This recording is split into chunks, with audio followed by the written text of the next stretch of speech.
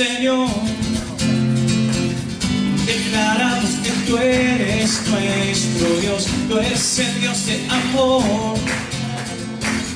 Ya no somos esclavos del temor, hoy te adoramos, Señor, y te cantamos con nuestro corazón, te damos todo el honor. Sobre el cielo y la tierra eres Señor, tú eres digno de gloria. Sobre toda la tierra tú eres Dios, tú eres digno de recibir toda adoración, todo dedo no será a ti, tú eres digno de gloria. Díselo, tú eres digno de recibir toda adoración, todo dedo no será a ti, tú eres digno de gloria. Aleluya, te alabamos, Señor,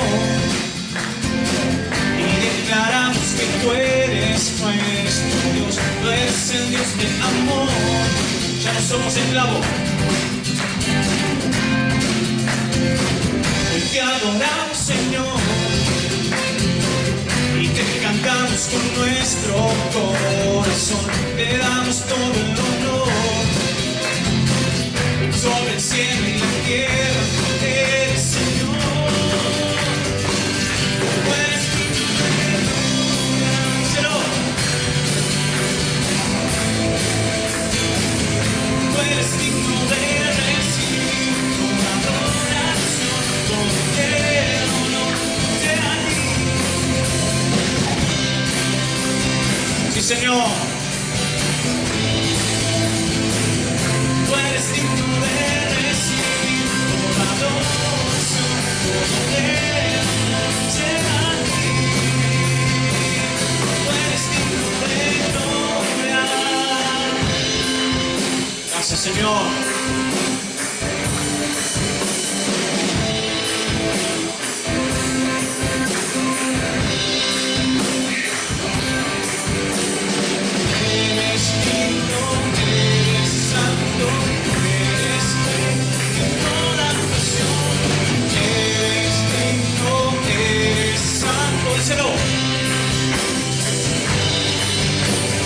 Eres digno. Gracias, Señor. Eres digno, eres santo, eres rey, toda te alabamos, Jesús. Te damos toda la adoración a ti, Señor. Eres grande, Jesús.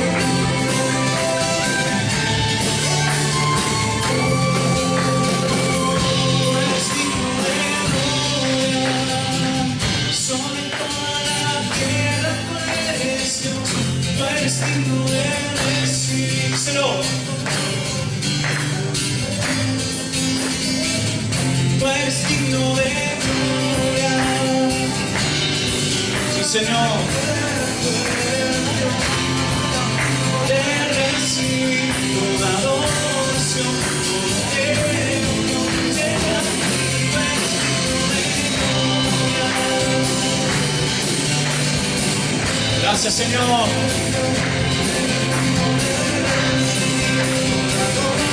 Alabados a tu nombre, Padre, el honor sea a ti, eres digno de gloria.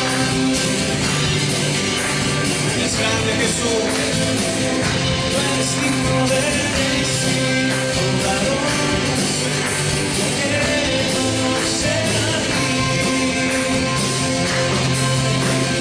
Tú eres digno de gloria, tú eres digno de honra, tú eres digno de gloria.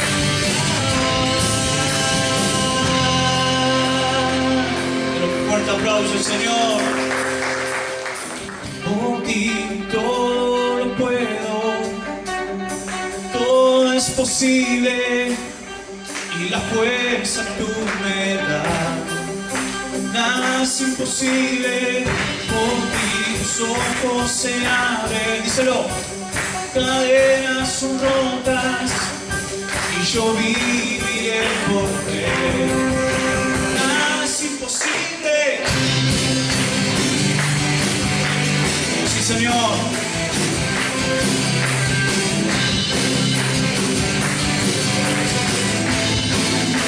Dile Señor, no viviré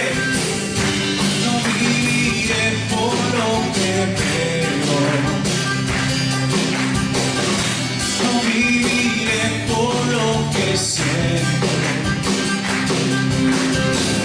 Yo sé que aquí conmigo estás, yo sé,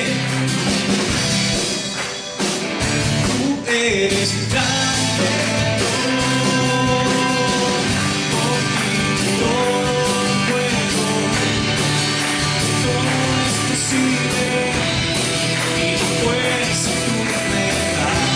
Imposible,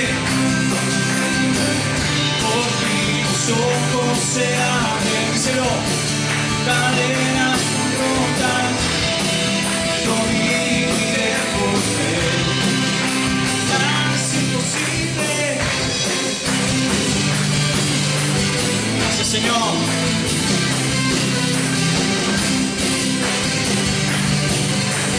Aleluya. No viviré por lo que creo. Dile al Señor, no viviré por lo que siento. Yo sé, aquí conmigo está. Yo sé, tú eres grande, por ti todo lo puedo. Díselo.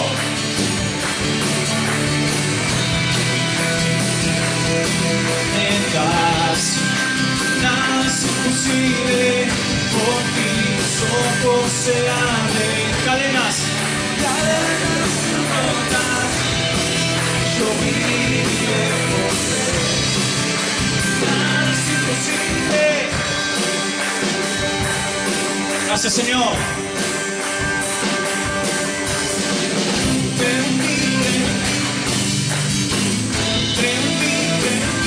Cristo, díselo. Creo en ti, Cristo. Creo en ti, sí, Señor. Creo en ti, Cristo. Decláralo.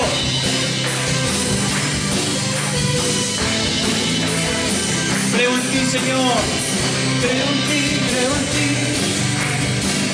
Creo en ti, Cristo.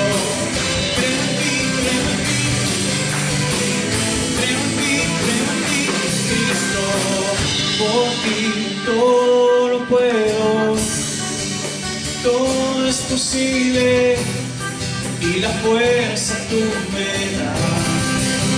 Nada es imposible, por ti tus ojos se abren, cadenas son rotas, yo viviré por fe. Nada es imposible, y creo en ti. Creo en ti, Cristo. Creo en ti, sí Señor. Creo en ti, Cristo. Un fuerte aplauso, Señor. El apóstol Pablo, en esta sección ya de la carta, anima a los creyentes a vivir una vida santa en medio de un mundo lleno de tinieblas y de oscuridad. Y lo hace señalando varios contrastes entre uno de ellos que hemos visto, conocimientos versus ignorancia. Vimos la reunión pasada, expectación versus sorpresa. Y el tercero que nos toca hoy es sobriedad versus embriaguez. Dice la palabra lo siguiente: por tanto, no durmamos como los demás, sino velemos y seamos sobrios. Pues los que duermen, de noche duermen, y los que se embriagan, de noche se embriagan. Pero nosotros, que somos del día, seamos sobrios, habiéndonos vestido con la coraza de fe y de amor, y con la esperanza de salvación como yelmo. ¿Cuánto dicen amén a la palabra del Señor? Gloria a Dios. El texto leído indica dos demandas. En primer lugar, nos dice que no debemos dormir espiritualmente, y en segundo lugar, que debemos mantenernos sobrios y alertas. Gloria a Dios.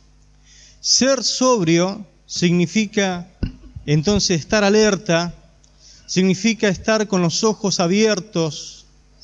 Está dando a entender que debemos vivir esta vida bien cuerdos y firmes. Para hacer el contraste más vívido, Pablo describe lo que hemos leído como a dos grupos de personas, uno que están ebrios y dormidos, mientras que otro están despiertos y están alertas. El peligro estaba cerca, y el peligro está cerca, pero los que estaban borrachos, los que están dormidos, como señala Pablo de esa clase de gente, no pueden darse cuenta de que el peligro es inminente. El grupo alerta sí va a estar preparado y va a estar inclusive sin temor, porque sabe que las cosas que están por acontecer, Dios ya se lo predijo. Pablo dice: no durmamos, no durmamos. Y aquí utiliza el apóstol Pablo para dormir una palabra muy diferente que usó para referirse en 1 de Tesalonicenses, el capítulo 4, verso 13, que justamente Pablo dice los que durmieron, ¿sí?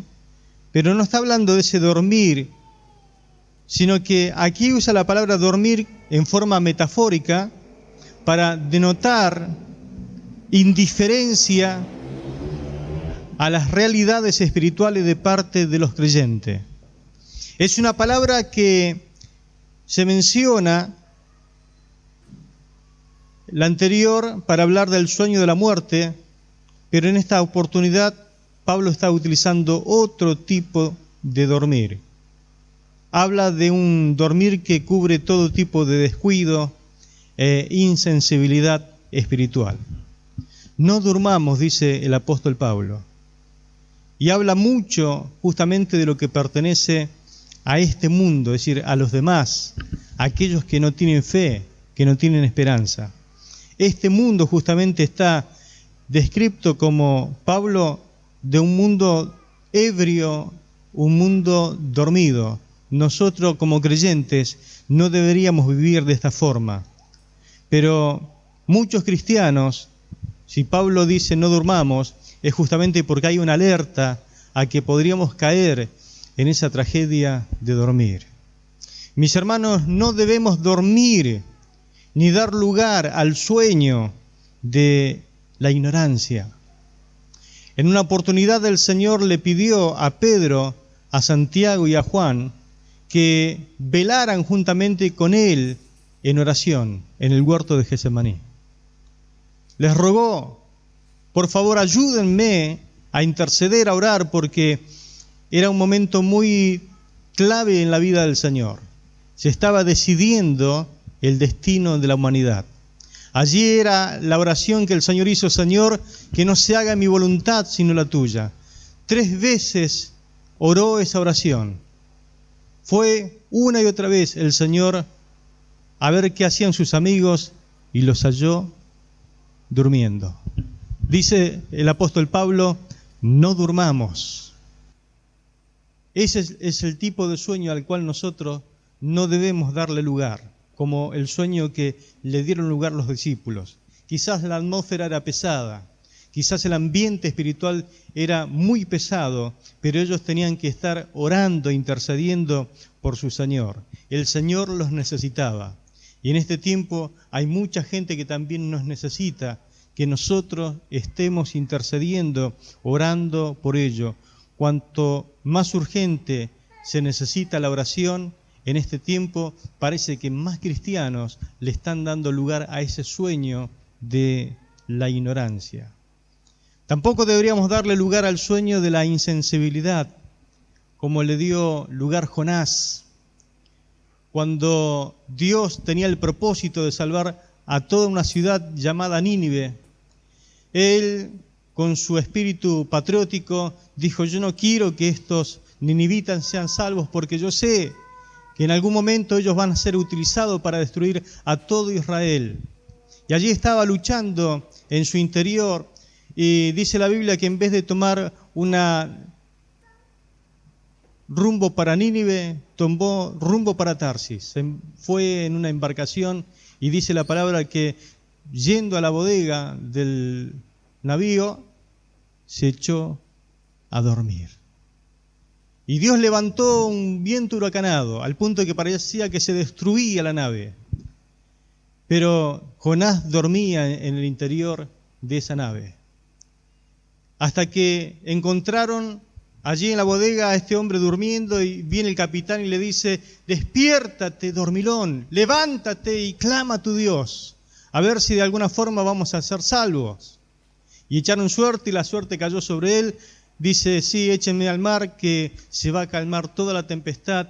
Y así sucedió, lo echaron a Jonás en el mar, y la mar se calmó, pero fue tragado por un pez. Dios tenía propósito con este hombre. Cuando salió, fue tirado por el pez a las orillas de Nínive. Ya era imposible que pudiese escapar de los propósitos de Dios. Pero toda una ciudad que no sabía distinguir ni de su mano derecha a la izquierda, necesitaba un mensaje de salvación. Y Jonás tenía ese mensaje. Pero a él no le importaba. Era insensible a la necesidad humana. No le importaban que un montón de personas murieran en su incredulidad. No le importaba si iban a ir al infierno o no. Él dormía insensiblemente allí en la bodega de una embarcación. No dejemos que ese sueño nos tome a nosotros. No dejemos, hermano, no le demos lugar donde hay un montón de personas que a nosotros nos están pidiendo que le anunciemos el mensaje de salvación. Tampoco demos lugar a ese sueño que muchas veces nos habla de una situación indefensa. El que duerme está indefenso. Corre el peligro de que cualquier persona, cualquier ladrón o cualquier persona hasta pueda quitarle la vida. Ese ejemplo lo tenemos en Sansón. Sansón se dejó dormir y durmió sobre la falda de su adversario. Nunca te duermas en la falda de tu adversario, porque el enemigo no va a dudar un segundo en cercenar de una vez la unción de Dios sobre tu vida. Cuando tuvo la oportunidad, Dalila le cortó las quedejas de su cabello y él quedó sin el pacto nazareo que tenía con Dios. Todo porque mintió. En una de esas mentiras declaró la verdad. Jugó con el pecado. Sansón es un tipo de cristiano que duerme, como lo hizo Jonás, como lo hicieron sus discípulos. Ese es el tipo de sueño que nosotros no tenemos que darle lugar. Dice la palabra: no durmamos, dice Pablo. Pero tampoco debemos dormir en ese sueño o darle lugar al sueño de la inactividad, como lo hizo Elías. Elías, después de haber hecho descender fuego del cielo, fue amenazado por Jezabel y él huyó como para salvar su vida y dijo: Señor, si no soy mejor que mis padres, quítame, ráeme de la tierra, quiero morirme.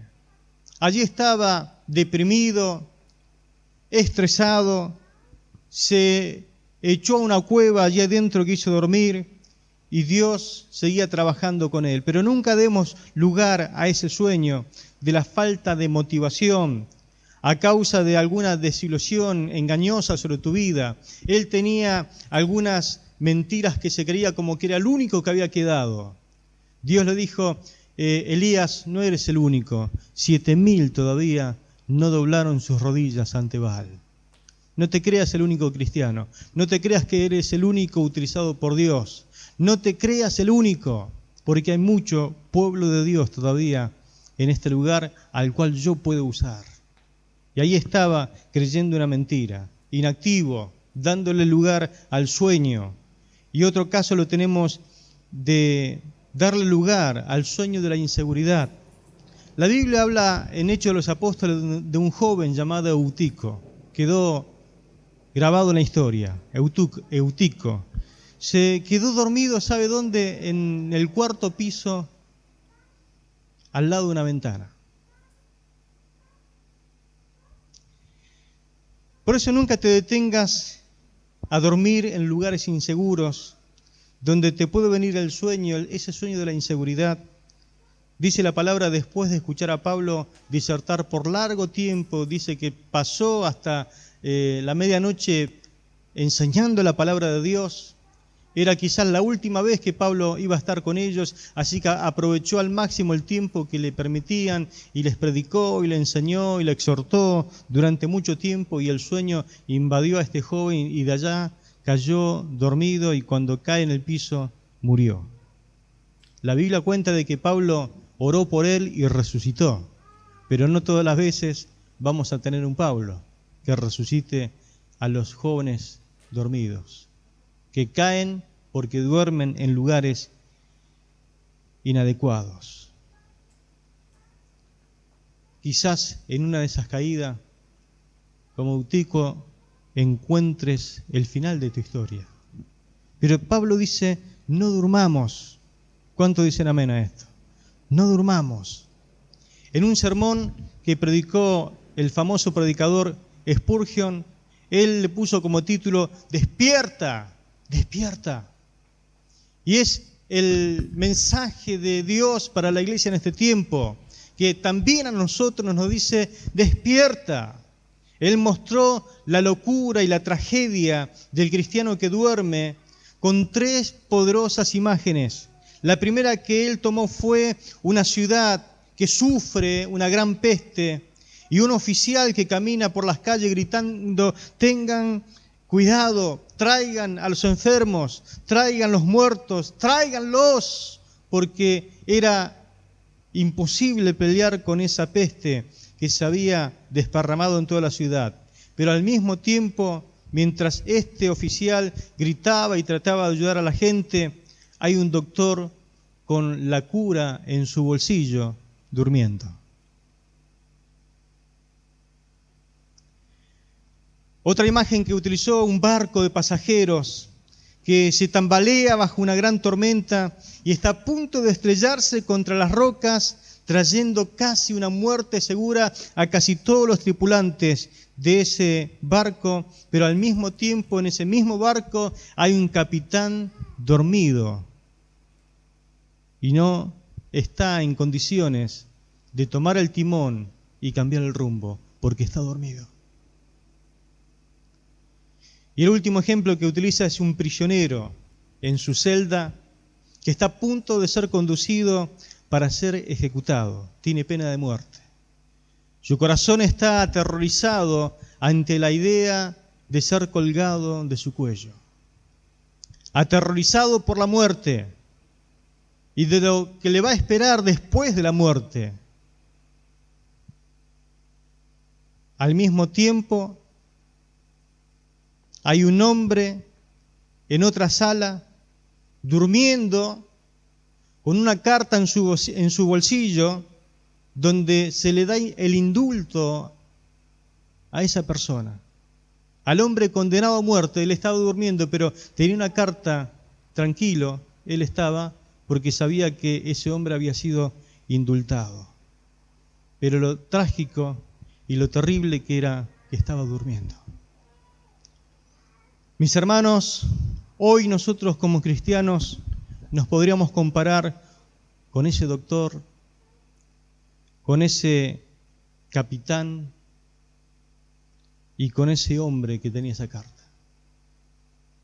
El mundo, la sociedad, esta generación tiene sentencia de muerte, tiene pena de muerte sobre su cabeza, y nosotros tenemos en nuestras manos la carta que Dios le ofrece, el indulto a cada uno de ellos.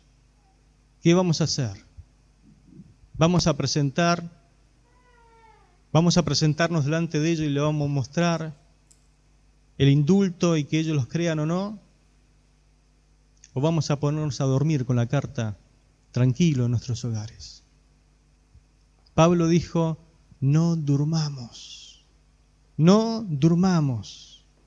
ya que somos hijos del día, no debemos vivir como aquellos que pertenecen a la oscuridad. Lo mismo le dijo a los hermanos que vivían en Roma. Dice Romanos 13, versículos 2 y 13, la noche está avanzada y se acerca el día. Desechemos las obras de las tinieblas y vistámonos las armas de la luz. Andemos como de día, honestamente, no en glotonerías y borracheras, no en lujurias y laxivias, no en contiendas y envidias. Cosas que era muy común que se practicara en la sociedad de aquel tiempo. Era costumbre de la sociedad griega y romana andar en glotonerías, borracheras, lujurias, laxivias, en contiendas, en envidias. Pero la sociedad de hoy no dista mucho de esto. Por el contrario, la maldad y el pecado ha crecido a escalas gigantescas y el pecado está llegando a la presencia del Señor. Nosotros no podemos vivir como vive este mundo, con su mente, con su corazón entenebrecido, su mente está fuera de sí. Dios nos llama a nosotros a vivir como hijos del día. En otras palabras, siendo que el día se acerca, es hora de despertarnos, quizás de lavarnos las caras, vestirnos, y al vestirnos debemos ponernos, como dice Pablo, la coraza de fe y de amor, y la esperanza de salvación como yelmo. Solo las armas de la luz son aquellas que nos pueden proteger diariamente a nosotros. Nos van a proteger adecuadamente en estos últimos días antes que venga el Señor. Dos cosas importantes: la coraza. Ningún soldado salía a pelear sin la coraza. Ningún soldado salía a pelear sin el yelmo que le protegía la cabeza. El creyente sobrio posee una calma y una perspectiva razonable de la vida. No es indiferente, pero tampoco se frustra, ni vive una vida temerosa, llena de miedo. Oye quizás las noticias trágicas del noticiero y quizás se espanta un poco, pero sin embargo no se atemoriza. Experimenta la dificultad de la vida, pero no se da por vencido. Sabe que su futuro está asegurado en las manos de Dios. ¿Cuántos saben que su futuro está en las manos de Dios? Así que vive cada día diligente, calmado, obedientemente. Pablo dice, sobrio. La perspectiva que uno tiene en la vida determina el resultado que se obtiene, y cuando esta perspectiva mira hacia lo alto, mira hacia Dios, siempre hay buenos resultados asegurados. Al ordenar Pablo sobriedad, Pablo no tenía en mente a personas que suprimen todo entusiasmo y emoción por Jesús. No es que Dios está de acuerdo con nosotros que vivamos con la cara larga, triste, denotando alguna especie de santidad. Eso no es ser santo ni es ser sobrio. Tenemos que ser equilibrados en nuestra forma de vivir y de adorar a Dios. El mismo Pablo, en algún momento, por ser tan entusiasta por las cosas de Dios, porque él era un seguidor fiel del Señor, Fue acusado de fanatismo religioso. Es mejor que te acusen de fanatismo religioso y no de ser frío, apocado, triste y que no dé gana de que se te imite. Amén. El oficial romano, Festo, donde Pablo estaba dando testimonio, en algún momento él estaba compareciendo ante Festo y se le puso a predicar. Y le comenzó a predicar y casi lo arrinconó y lo presionó y le estaba diciendo, tenés que tomar la decisión por Jesús, hacelo Señor de tu vida. Y claro, Festo se defiende un poco y la defensa que él presenta en Hechos 26 y 24 dice, mientras él decía estas cosas en su defensa, Festo dijo a gran voz, estás loco, Pablo, las muchas letras te han vuelto loco.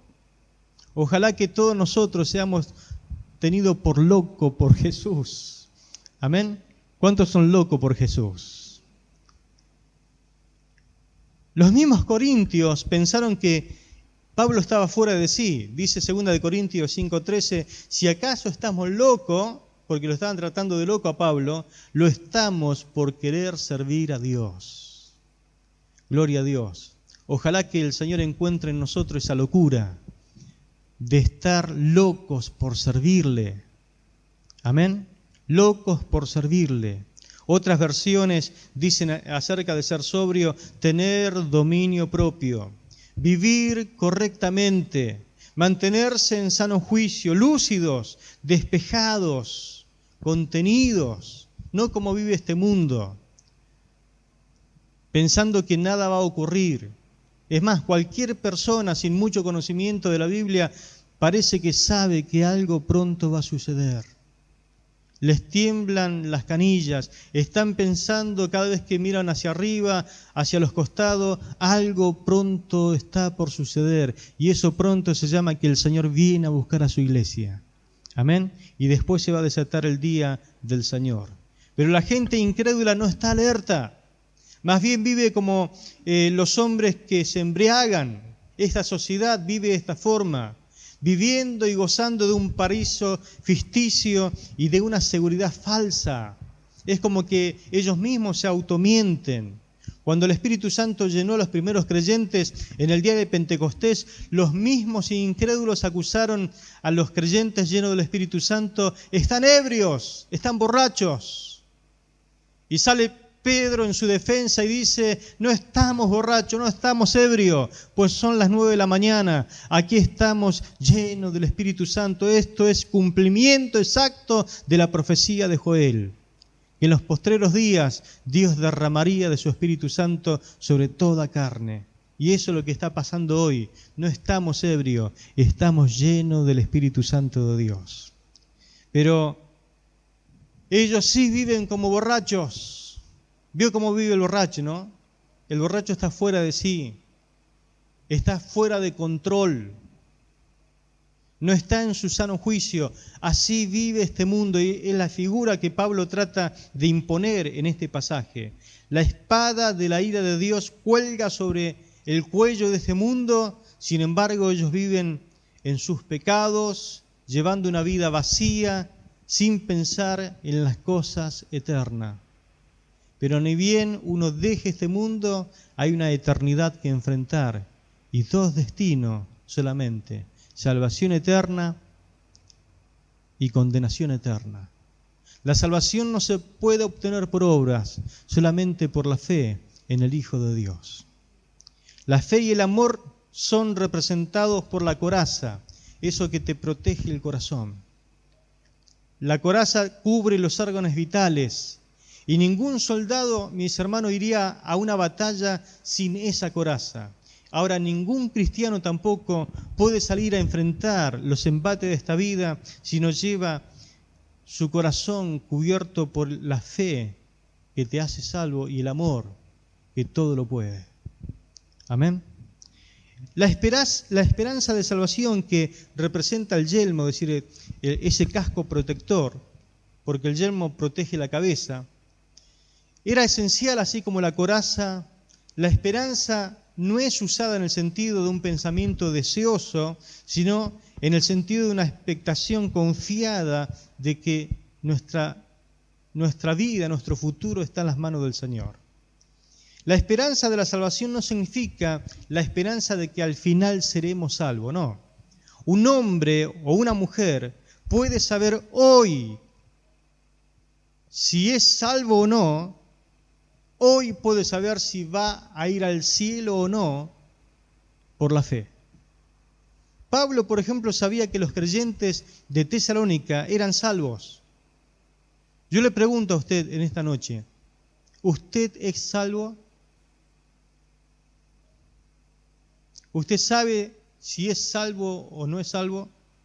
Porque 1 Tesalonicenses 1:4 dice, hermanos, Dios lo ama y sabemos que Dios los ha elegido para que sean su pueblo. Pablo tenía la seguridad, la certeza que Dios los había escogido para salvación. Usted sabe, tiene la certeza que fue escogido por Dios para salvación. Había otra seguridad en Pablo. Ellos sabían que si venía Cristo y venía a raptar su iglesia, Pablo tenía la seguridad de que ellos iban a volar a la presencia del Señor. Se iba a ir con Cristo. Capítulo 4, verso 17 de 1 Tesalonicenses dice, luego nosotros los que estemos vivos, hasta el mismo se incluye, en ese momento subiremos a las nubes con los resucitados para encontrarnos con el Señor en el aire y así estaremos con el Señor para siempre. Gloria a Dios. Es decir que Pablo tenía la seguridad que los tesalonicenses eran salvos, que él junto con ellos eran salvos, que si venía el Señor partían juntos para estar con el Señor para siempre. La persona que confiadamente dice, yo sé que soy salvo, yo sé que soy salva, no está ostentando de orgullo, sino lo que está denotando es que tiene conocimiento exacto de la palabra de Dios. Tiene fe en la palabra de Dios. Es más, la primera carta de Juan, en el capítulo 5, versículo 9 al 13, fue escrita para ayudarnos a saber de que somos salvos. ¿Escuchó? Esta carta se escribió para hacernos comprender, para hacernos saber de que nosotros somos salvos. Leamos, por favor, capítulo 5, versículo 9 al 13. Dice, si aceptamos el testimonio de los hombres, debemos reconocer que el testimonio de Dios es más importante. Y lo que Dios nos dice es la verdad acerca de su propio Hijo. El que cree en el Hijo de Dios acepta lo que Dios dice, pero el que no cree está diciendo indirectamente que Dios es un mentiroso porque no cree en el testimonio que Dios ha dado acerca de su Hijo. Este es el testimonio. Dios nos ha dado vida eterna y esa vida se encuentra en su Hijo. El que tiene al Hijo tiene esa vida, pero el que no tiene al Hijo de Dios no tiene la vida. Les escribo esto a ustedes que creen en el Hijo de Dios, para que sepan que ya participan, ya tienen la vida eterna. Amén. Es decir, que la vida eterna se comienza a vivir en esta tierra. Cuando uno acepta a Jesús como su Salvador y como el Señor de su vida, lo hace el Señor de su vida su dueño, comienza a vivir la vida eterna. Gloria a Dios. Por eso la esperanza de salvación significa la esperanza que la salvación nos da. En realidad la salvación tiene 3 tiempos. Tiempo pasado, he sido salvo de la culpa y de la paga del pecado. El tiempo presente, estoy siendo salvo del poder y de la contaminación del pecado. Y el tiempo futuro, seré salvo de la presencia del pecado cuando Cristo venga. Mis hermanos, el pecado ya no va a estar más en nuestro cuerpo, nuestra alma, nuestro espíritu, desaparecerá. Tendremos un cuerpo glorificado, tendremos y seremos semejantes a Jesús, porque le veremos tal como Él es. Gloria a Dios. La esperanza bienaventurada de la venida de nuestro Señor es la esperanza de la salvación. La persona que no son salvas, dice la Biblia, no tienen esperanza. Efesios capítulo 2, verso 12 dice: y acuérdense de que en aquel tiempo estaban sin Cristo, apartados de la ciudadanía de Israel y ajenos de los pactos de la promesa, estando sin esperanza y sin Dios en este mundo. Allí está cualquier persona de esta sociedad que no tiene a Cristo, que no es salva. No tienen esperanza. Esto explica por qué viven como viven. Viven creyendo que tienen que aprovechar al máximo el momento. Dicen, vivamos el momento.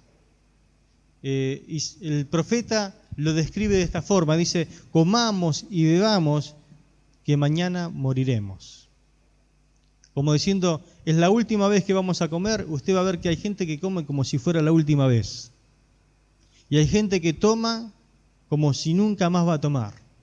Comamos y bebamos porque mañana moriremos. Y ese moriremos significa, si total no sabemos qué hay después, no tienen esperanza. Pero el que tiene la esperanza vive totalmente de otra forma. Pablo repitió la palabra dormir varias veces en estos versículos para describir la actitud de un mundo perdido. Lo usó para describir inclusive la muerte del creyente. Dijo que el creyente en Cristo duerme, el cuerpo duerme, pero el espíritu va con el Señor. Pero en esta sección dormir significa ser indiferente en el tema moral, la falta de interés a las cosas espirituales. Y es el mismo significado que utilizó Cristo, el mismo significado le quiso dar en Marcos capítulo 13, versículo 32 al 37. Entonces, dormir significa indiferencia moral, falta de interés en las cosas espirituales. Marcos 13, versículo 32 al 37, dice la palabra lo siguiente: pero acerca de aquel día o de la hora, nadie sabe, ni siquiera los ángeles en el cielo, ni aun el Hijo, sino solo el Padre. Miren y velen, porque no saben cuándo será el tiempo. Será como el hombre que al salir de viaje dejó su casa y dio autoridad a sus siervos, y a cada uno su obra, y al portero mandó que velase. Velen, pues, porque no saben cuándo vendrá el Señor de la casa, sea a la tarde, a la medianoche, al canto del gallo o a la mañana, no sea que cuando vuelva de repente los halle durmiendo. Lo que a ustedes les digo, a todos les digo. Y a nosotros nos dicen esta noche también, velen, no estemos durmiendo, no seamos indiferentes. No vivamos una falsa realidad. Hermanos, estamos en los postreros tiempos, los últimos días. No hay tiempo para dormir espiritualmente. Quizás muchos de los que no están en esta noche con nosotros, no están porque están durmiendo espiritualmente, indiferente a las cosas de Dios. Quizás como el sueño de los discípulos, quizás como el sueño de Sansón, o el sueño de Jonás, o el sueño de ese joven que cayó muerto. Vaya a saber en qué tipo de sueños están atravesando en esta etapa de su vida. Dios nos llama a estar alertas, a estar velando. No es tiempo de dormir espiritualmente, es tiempo de estar alerta. Pues los que duermen, de noche se duermen, y los que se embriagan, de noche se embriagan, dice la palabra. Lo contrario a vigilancia espiritual es el sueño espiritual. Lo contrario de la sobriedad espiritual es estar espiritualmente embriagado, intoxicado por todo lo que este mundo te ofrece. Como cristianos, nosotros somos del día y por lo tanto somos llamados a velar y a estar sobrios. Pero para que la multitud incrédula que se goza en su embriaguez, la venida de Cristo, la venida del Señor, significará para ellos el fin de la luz y el principio de una oscuridad eterna. Amén. Dios en esta noche nos dice, no durmamos, seamos sobrios. Amén. Andemos como de día, no en glotonería ni embriaguez. Tengamos todos los sentidos espirituales bien conectados para que el día del Señor no nos sorprenda como un ladrón. Amén. Oramos al Señor.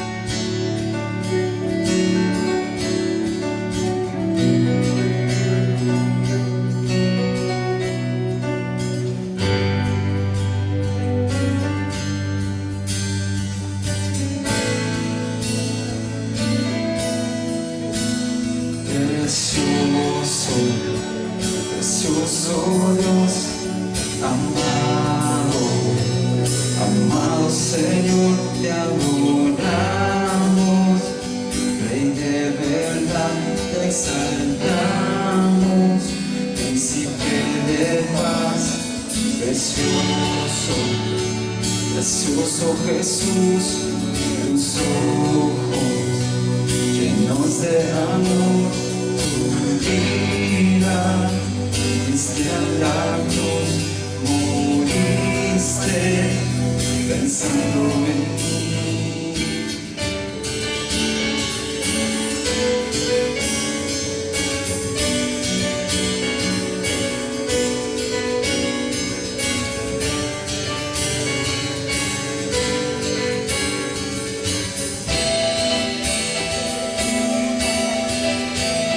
Tu nombre exaltamos, tu nombre levantamos, el nombre de Cristo, el nombre de Cristo. Precioso Dios, amado Señor, te adoramos, Rey de verdad, te exaltamos, Príncipe de paz, hermoso Jesús, tus ojos llenos de amor, tu vida diste en la cruz, moriste pensando en mí. Tu nombre exaltamos, tu nombre levantamos, el nombre de Cristo, el nombre de Cristo. Te exaltamos, Señor, tu nombre exaltamos, tu nombre levantamos, el nombre de Cristo, el nombre de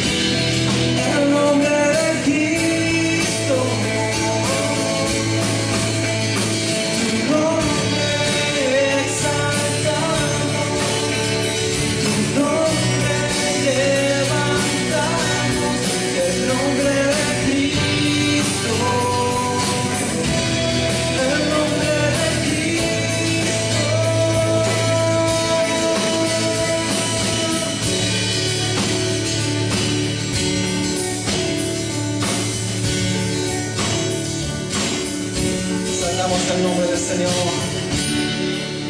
Gloria a ti, Jesús. Exaltamos tu nombre, Señor.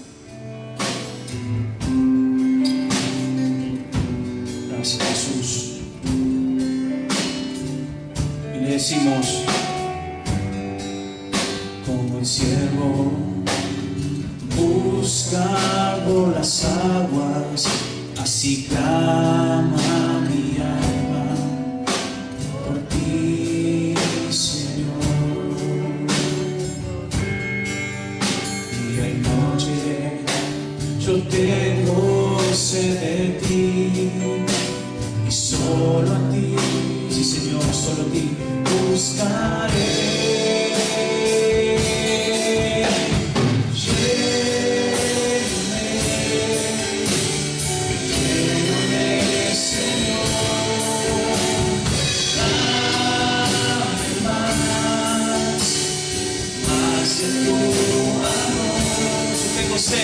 Yo solo de ti, solo de ti, lléname, Señor.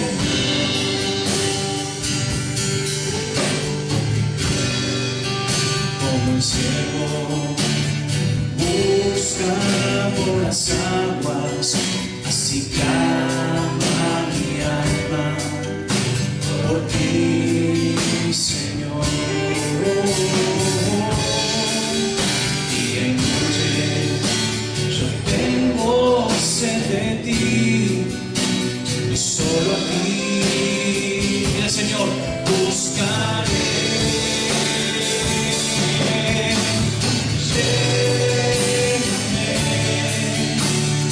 Lléname, Señor, dame más.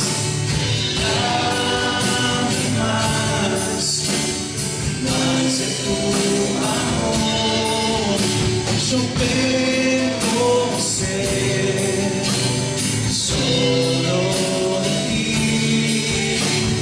lléname, Señor. Cierra tus ojos, levanta tu voz, lléname, lléname, Señor.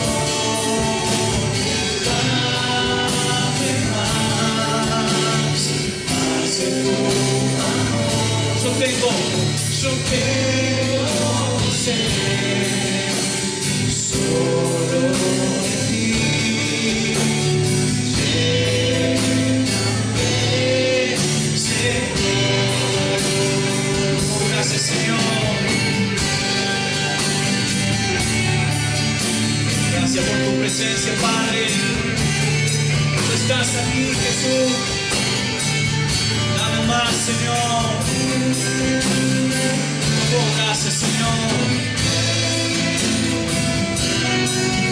Tú eres grande, Jesús. Te necesitamos, Padre.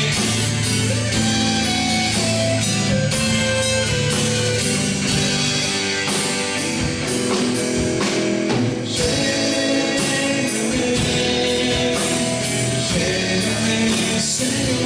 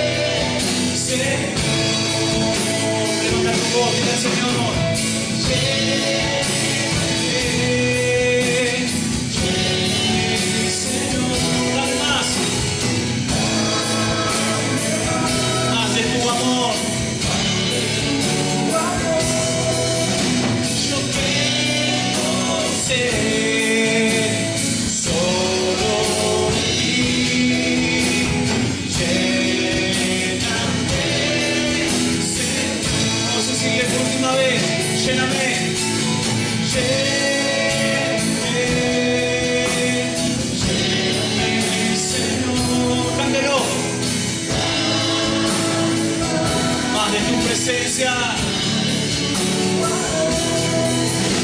Yo tengo sed solo de ti.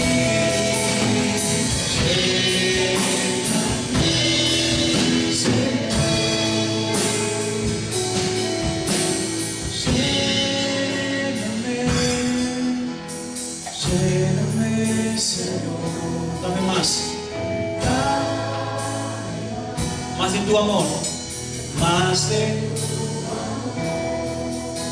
yo tengo sed, solo de ti, lléname,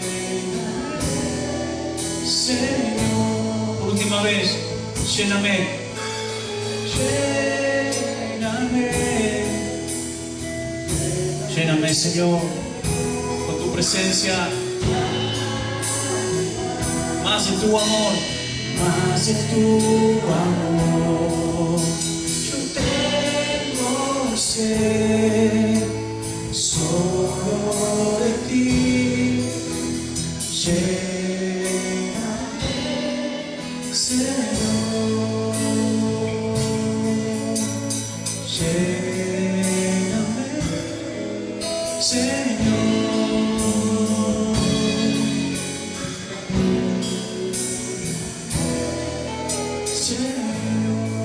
Oh, gracias, Jesús. Tú nos estás llenando con tu presencia.